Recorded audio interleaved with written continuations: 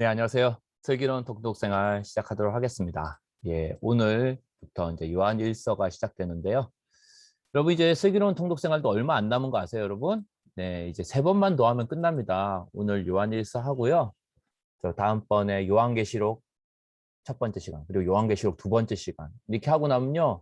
우리가 신약 성경을 완전히 통독하게 됩니다. 여러분 잘 하고 계시죠? 예, 여러분들 덕분에 저도 혼자 하면 힘들었겠지만 이렇게 슬기로운 통독생활 하니까 같이 이렇게 신약 성경이 읽는 게 되게 즐겁고 기대가 되고 이렇게 하나도 지루하지 않더라고요. 예. 그래서 여러분 이렇게 포기하지 마시고 함께 더불어 하면은 우리 얼마든지 성경 다 읽을 수 있습니다. 자, 그럼 가도록 할게요. 예, 요한일서 배경을 잠깐 살펴보면요. 예, 저자는 요한이라고 이름은 안 나왔습니다. 요한일서에. 그렇지만 요한이라고 초대교회 이래로 계속해서 1000년, 2000년간 초대교회 교부들, 2세기, 3세기의 교부들의 글들을 보면 다 요한이 기록했다고 돼 있어요. 근데 요한복음과 요한일서를 보면은 비슷한 말들이 있어요. 이제 사랑하시는 제자 이런 말이 있어요. 그러니까 예수님이 사랑하신 제자라고 요한복음에도 기록되어 있고요. 그래서 요한일서와 요한복음 또 문체도 거의 비슷해요. 예, 쓰는 단어도 비슷하고요. 그래서 보통 이렇게 요한으로 알려져 있습니다.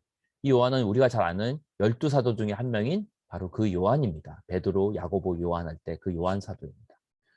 요한은 12제자 중에 가장 마지막까지 생존했죠. 그리고 기록 시기는 정확하지 않습니다. 아무도 몰라요. 그렇지만 아마도 AD 70에서 90년대 정도에 쓰여지지 않았을까 보통 그렇게 추측을 합니다. 자, 요한일서의 기록 목적은 첫 번째로는 성도들에게 하나님과의 사귐, 또 지체들, 형제 자매들 간의 온전한 사랑의 사귐과 교제를 격려하기 위해서 쓰여졌습니다. 그 얘기는 제가 조금 이따 다시 한번 하도록 하고요.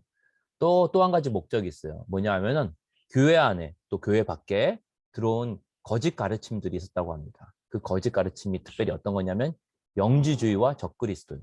자, 영지주의가 뭐냐 하면은 음, 고급 지식이 있고 하급 지식이 있는데 고급 지식은 뭐냐 하면은 영적인 것이다. 영혼. 근데 낮은 수준의 것은 뭐다? 육체 이런 거예요. 그러니까 육체에 대한 거는 다 육체에 속한 건 다 뭐다? 다 이렇게 쓰잘데기 없고 더러운 거고 하급이다. 나쁜 거다. 그런데 고급은 뭐다? 좋은 거는 영이다, 영혼. 그래서 그렇다 보니까 영지주의는 이렇게 지식, 특별히 영혼 이런 걸 강조하다 보니까 뭘 부정할까요? 하나님께서 하나님은 영이신데 육체로 오셨다고? 말도 안 되지. 왜? 육체는 더러운 거니까. 그러니까 예수님의 성육신, 즉 이 땅에 하나님의 아들께서 인간의 몸을 입고 오셨다는 걸 부정합니다. 예. 그래서 이 영지주의, 즉 그래서 요한복음은 그걸 경계하고 그걸 대적하고 있어요. 사람들에게 아니야, 하나님께서는 이 땅에 정확하게 육체를 입고 오셔서 인간의 몸을 입고 오셔서 그리고 우리에게 완전한 사랑을 육체로 오셔서 보여주셨어. 그리고 그 사랑의 하나님 사랑의 절정은 하나님께서 우리 인간과 똑같은 모습으로 오셔서 우리를 위해서 십자가에 그 인간의 몸으로 못 박혀 죽으신 거야. 그러니까 영지주의는 잘못된 거고 하나님께서 인간의 몸을 입고 오신 것을 부정하는 그런 사람들을 보고 뭐라 그런다? 적그리스도라고 하는 거야. 즉 하나님께서 인간의 몸으로 오셨다는 것을 그게 바로 성육신의 신비야라고 영지주의에 대해서 강하게 경계하는 그런 목적이 있습니다. 자, 그러면 요한일서의 주제를 볼까요? 자, 요한일서의 주제는 사랑입니다. 사랑. 그리고 그 사랑의 사귐이 요한일서의 전반적인 베이스를 흐르고 있어요. 제가 몇 가지 말씀을 골랐는데요. 첫 번째 말씀은 여러분 많이 들어보셨을 거예요. 요한일서 4장 8절 말씀. 사랑하지 아니한 자는 하나님을 알지 못하나니 이는 하나님은 사랑이심이라. 자, 하나님은 뭐다?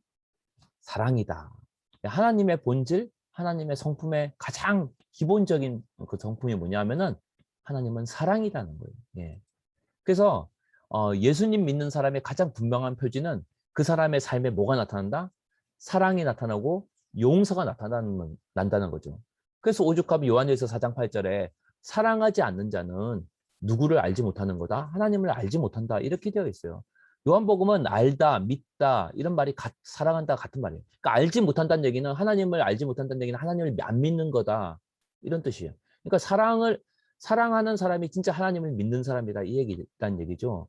여러분 삶에서 하나님 믿는다고 하는데 사랑이 없고 용서가 없다면은 어쩌면은 내 삶에 하나님을 제대로 알지 못하고 있는 것일 수도 있다는 거죠. 예. 하나님을 우리가 알아가면 알아갈수록 점점 더 많이 사랑하게 되고 더 많은 용서가 나타난다는 거죠. 그래서 사랑이란 말이 가장 많이 등장하는 책도 바로 요한복음과 요한 1서입니다. 예. 특별히 기억해야 될 게 사랑하라 앞에 어떤 단어가 많이 붙냐면 서로라는 말이 붙어요. 서로. 그래서 love each other 또는 love one another. 그러니까 서로 사랑하라 이런 말들이 많이 나옵니다. 그 요한복음에서 예수님이 주신 세 계명도 뭡니까? 내가 너희를 사랑한 것 같이 너희도 서로 사랑하라 이렇게 돼 있어요. 요한일서까지 합하면은 10번 이상 서로 사랑하라 강조하고 또 강조하는 게 이 사랑하라는 계명입니다. 그래서 요한 사도의 별명이 무슨 사도일까요? 사랑의 사도입니다. 자, 또 하나의 중요한 말씀이 있죠. 요한일서 1장 3절. 이거 예, 우리 바베큐 파티에서도 했던 건데 다시 한번 읽어볼게요.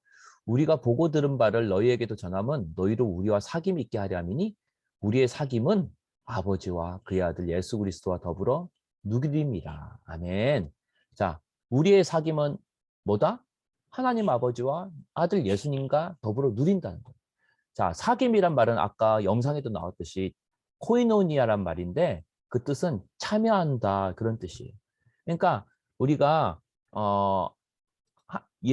우리의 사귐은 하나님 아버지와 예수님과 더불어 누린다는 얘기는 하나님 아버지와 그 예수님의 사랑에 참여하는 거예요. 참여하는 거예요.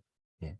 그래서 요한복음에서도 계속 그런 말을 강조하죠. 예수님께서 나는 포도나무요, 너희는 가지다. 그래서 우리가 예수님과의 관계가 포도나무와 가지처럼 계속해서 꼭 붙어 있고 그분의 삶에, 그분의 사랑에 참여하는 게 바로 그분 안에 거하는 거예요. 예. 그래서 코이노니아 그러면 우리가 노는 게 아닙니다. 그냥 뭐 교제한다 그러니까 노는 게 아니고 하나님의 사랑으로 하나님의 사랑에 참여해서 서로 사랑하는 것. 서로 사랑하는 것. 그게 진정한 코이노니아. 그래서 신약 성경에서 코이노니아라는 단어는 사랑한다 어떤 식으로 번역이 되냐면은 헌금하다 이런 말도 나와요. 그러니까 헌금하다가 뭡니까? 예, 물질로 다른 사람을 돕는 것도 코이노니아라 그래요. 예, 물질로서 다른 사람을 향한 사랑을 보여주는 거죠. 그러니까 코이노니아라는 단어는 전방위적으로 쓰입니다. 헌금할 때, 구제할 때, 또 섬길 때, 도울 때도 계속 코이노니아라는 단어가 써요. 왜냐하면 그게 바로 하나님의 사랑에 참여하는 것이기 때문에. 그게 진정한 사귐이란 뜻이죠. 그리고 말씀 한 가지 더 하고 싶어요. 마지막 말씀인데 요한일서 3장 16절 말씀입니다. 그가 우리를 위하여 목숨을 버리셨으니 우리가 이로써 사랑을 알고 우리도 형제를 위하여 목숨을 버리는 것이 마땅하니라. 아멘. 자, 여러분 요한복음 3장 16절은 잘 알죠? 요한복음 3장 16절은 하나님이 세상을 이처럼 사랑하사 독생자를 주셨으니 이는 그를 믿는 자마다 아무도 멸망하지 않고 영원한 영생을 얻게 하려 하심이라. 이런 말씀이 있죠. 그런 것처럼 요한복음 3장 16절과 더불어 우리가 꼭 기억해야 될 게 요한일서 3장 16절 말씀입니다. 예. 여기서 보면은 예수님이 우리를 위해 목숨을 버리셨으니 우리도 형제를 위해서 목숨을 버리는 것이 뭐하다? 마땅하다는 거예요. 마땅하다는 말은 당연하다는 거죠. 대단한 게 아니라 너무나도 당연하다는 거예요.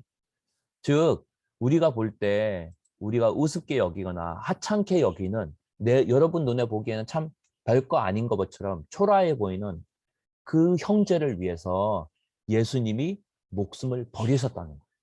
그래서 우리 눈에 별 볼 일 없어 보이지만 우리 눈에 대단해 보이지 않아도 하나님이 그 사람을 자기 아들을 주실 정도로 사랑하시기 때문에 우리도 그 형제를 위해서 목숨을 버리는 것이 마땅하다고 성경은 우리에게 이야기하고 있습니다. 그래서 주님 사랑은 곧 무슨 사랑이다? 형제 사랑이라는 거죠. 그래서 여러분 이 세상에서 마땅한 것 두 가지가 있습니다. 이 세상에서 마땅한 것 두 가지가 첫 번째는 예수님과 복음을 위해 목숨을 버리는 것이 마땅합니다. 또 하나의 마땅한 것이 있습니다. 그게 뭐냐면 형제와 자매를 위해서 목숨을 버리는 것이 마땅한 거예요. 이건 두 개는 그리고 따로 떨어진 계명이 아니라 한 계명입니다. 예수님을 위해 형제를 위해 인생을 드리는 것이 그 성경에서 너무나도 마땅하다는 거죠. 여러분 요새 담임 목사님께서 김경성 목사님이 주일 말씀이 주제가 뭔지 아세요? 교회에 대해서 말씀하고 계시죠? 그래서 첫 번째 주에 어떤 얘기를 했습니까? 지난주에 교회는 건물이 아니라 사람이라고 이야기했어요. 그런데 즉, 그러니까 교회를 사랑한다는 거는 건물을 사랑하는 게 아니라 결국 뭘 사랑하는 거요? 사람을 사랑하는 거죠. 그런데 어떤 사람이 주님을 사랑한다는 가장 확실한 증거가 뭔지 아십니까? 그것은 바로 그 사람이 얼마나 어, 사람을, 영혼을, 형제를, 자매를 사랑한지를 보면 알 수 있다는 거예요. 한 영혼을 위해서 시간과 인생을 쓰는가를 보면은 그 사람이 얼마나 주님을 사랑하는지를 알 수 있다는 거예요. 왜냐하면 주님 사랑과 형제 사랑은 따로따로가 아니라 한 계명, 한 말씀이기 때문입니다. 그래서 오늘 마지막은 이 말씀을 우리가 함께 외치면서 마쳤으면 좋겠습니다. 여러분 음소거 풀어주시고요. 카메라도 한번 같이 개방하겠습니다. 제가 함께 외치겠습니다 하면 형제를 위해 죽는 것이 마땅합니다. 여러분 이거 믿음으로 고백했으면 좋겠어요. 왜냐하면 주님이 그 형제를 위해, 여러분을 위해 죽으셨기 때문입니다. 자, 함께 외치겠습니다. 시작! 형제를 위해 형제를 위해 죽는 죽는 것이 것이 마땅합니다. 아멘.